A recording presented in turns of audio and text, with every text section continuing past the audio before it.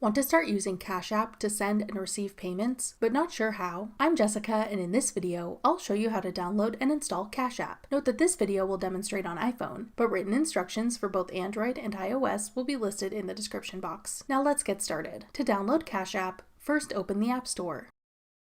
Go to the Search tab. Then type in Cash App at the top. Tap Cash App when it appears in the search results. Then tap Get. If prompted, use Face ID or enter your password to confirm that you want to download the app. Wait for the installation to complete, then tap Open to start using Cash App. That's all it takes to download Cash App. Want to try out other financial apps?